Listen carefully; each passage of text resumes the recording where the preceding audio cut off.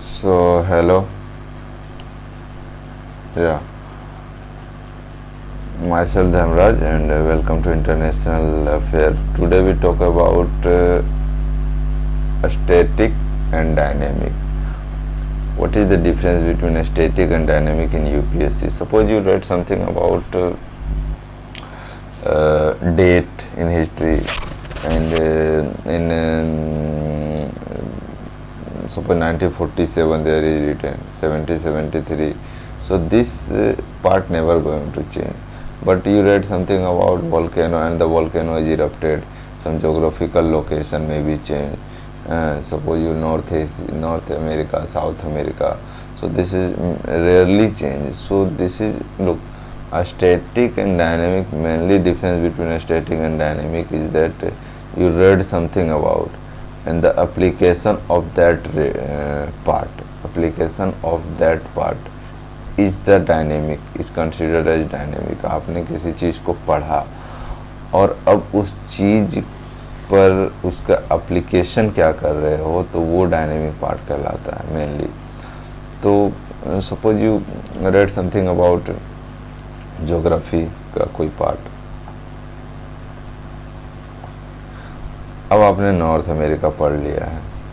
अब north America के आसपास जो सी हैं, उन सी में कौन सा वेदर कंडीशन क्या है, उन सी का टेम्परेचर क्या है, वो कैसे चेंज हो रहे हैं, कैसे वर्क कर रहे हैं. तो इन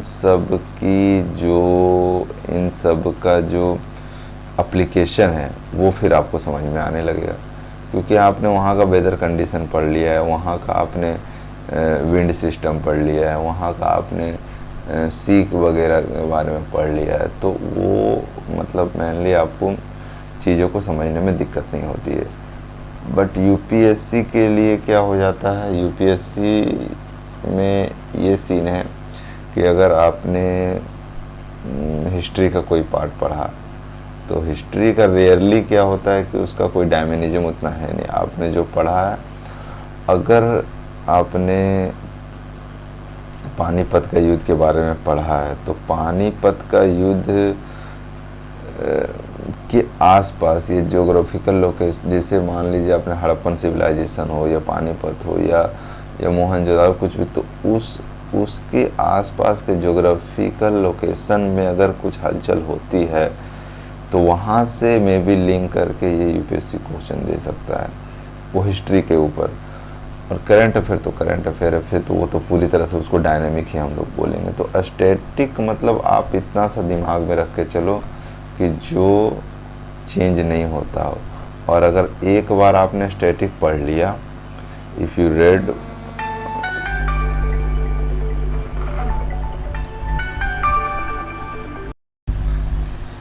ओके, तो मेनली यही है कि स्टैटिक मतलब आप जो पढ़ रहे हो वो लिमिटेड है.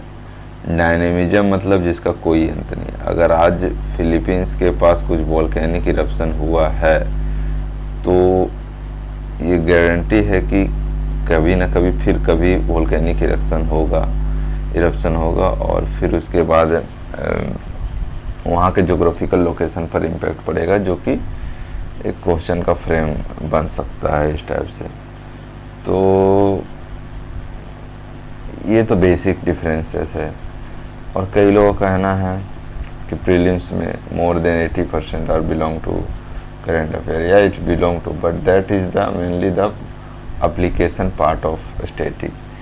है वो स्टैटिक, सब डायरेक्ट ऐसा तो क्वेश्चन नहीं पूछेंगे कि इकोनॉमिक्स से रिलेटेड कि हाँ रेपो क्या है, उसका उदाहरण बताओ, रिवर्स रेपो क्या है, उसका एग्जांपल बताओ, या फिर उसका डिफिनेशन बताओ. इसका एप्लीकेशन पूछेंगे, और वो एप्लीकेशन आपको तभी समझ में आएगा जब आपने ये पढ़ रखा है.